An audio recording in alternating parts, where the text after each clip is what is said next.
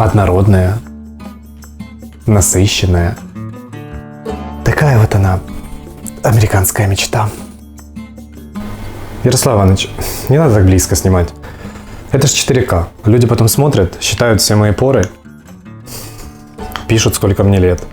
По поре на каждый год жизни. Я хочу остаться в своих late 40s. Хоть еще на пару лет. Давайте уже работать. Привет! Ваше детство тоже прошло за просмотром американских фильмов и мечтах о настоящем арахисовом масле? Ну хочется иногда, правда? Ну вот это вот паста в банках с транжирами, с сахаром. Но мы ж ГМ, поэтому сегодня только натуралка из 2 ингредиентов. Арахис и соль. Поехали! Подготовьте, купите, найдите, займите 400 грамм арахиса. У меня уже чищенный, и сырой, разумеется. Отправляем его на сковороду, включаем средний огонь и при редком помешивании пусть себе поджаривается, подрумянивается. В общем, становится таким, каким мы его обычно едим. Вкусненьким таким. Также вы можете сделать то же самое, но в духовке. Отправьте арахис на противень, включите на 180 минут 10. Помешивайте периодически. Смотрите, чтобы ничего не пригорело, иначе паста будет горчить.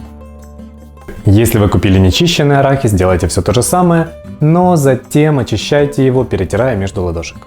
Все просто. Закидывайте дальше остывший арахис в блендер.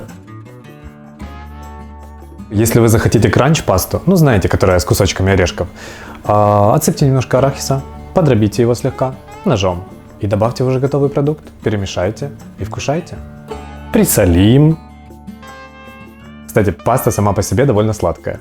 Но если вам уже не вмоготу, добавьте немножко меда. Включайте кнопку старт и блендерите, пока он не начнет дымиться. Блендер, конечно, не арахис же. Чем дольше, тем идеальней и однородней паста получится. А там смотрите уже по себе. Периодически соскребайте арахис со стенок блендера, выключив его перед этим, конечно же, и продолжайте. Весь процесс займет у вас минуты 4-5. Впрочем, если блендер у вас автоматический, вы этого даже не заметите. Соседи, возможно. Скорее переливаем нашу пасту в баночку.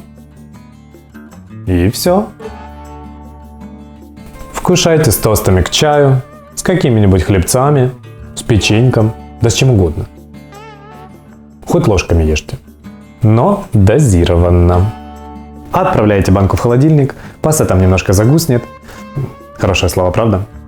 И вот еще что. Возможно, произойдет расслоение. Не пугайтесь, просто масло поднимется наверх. Там же нет никаких стабилизаторов. Сплошное ПП. Перемешайте ложкой и мажьте на тосты. Подрумяните только слегка. Кстати, арахис – активный аллерген, поэтому не увлекайтесь. По чуть-чуть.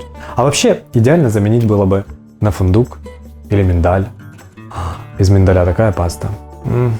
Вы видели, сколько он стоит, правда? Хотя, возможно, вы тот самый американец, который нас смотрит. Знаете что? Вот наш почтовый ящик, абонентская скринька. Присылайте нам миндаль, килограмма 4. Мы с удовольствием поедим. Пойду проверю. Может, что-то есть. Увидимся.